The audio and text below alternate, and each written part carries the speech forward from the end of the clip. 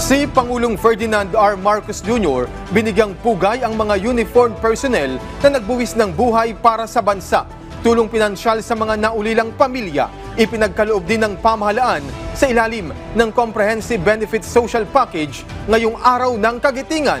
Si Clazel Pardilla ng PTV sa Balitang Pambansa, live. Clay. Alan, binigyang pugay ni Pangulong Ferdinand R. Marcos Jr. ang mga bayaning uniform personnel na nasawi habang ginagampanan ang kanilang tungkulin. Kasabay nito, nag-abot ng pinansyal na tulong ang pamahalaan para sa kanilang mga naiwang pamilya. Bilang pagdiriwang sa araw ng Kagitingan, kinilala ni Pangulong Marcos ang kabayanihan ng mga sundalo, pulis at iba pang uniform personnel na nagbuwis ng buhay habang naglilingkod sa ating bayan. Namahagi ng tulong pinansyal ang pamahalaan sa ilalim ng Comprehensive Benefits Social Package.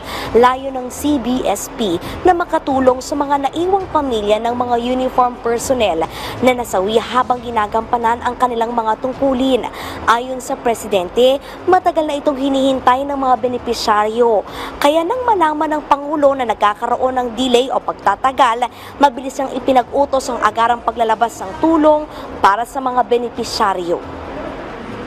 Sabi nila sa akin, masyado kasi mahaba ang proseso, mahaba ang komplikado, mga documentary requirements at kung ano-ano.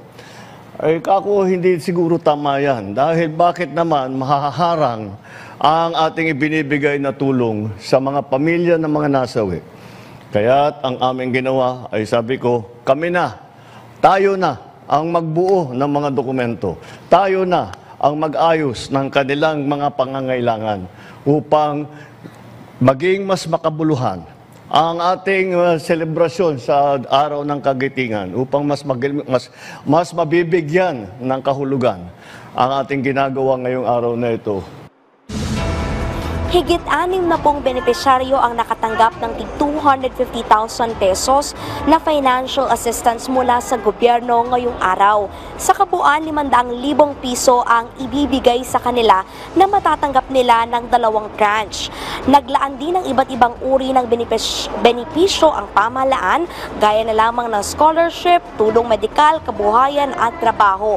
Hindi man kasi masusuklian ang kanilang sakripisyo para sa bayan, na iparamdam ng administrasyon ni Pangulong Marcos ang presensya ng pamahalaan para sa kanilang mga naulilang pamilya.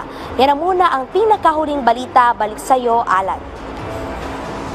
Maraming salamat, Clazel Pardilla.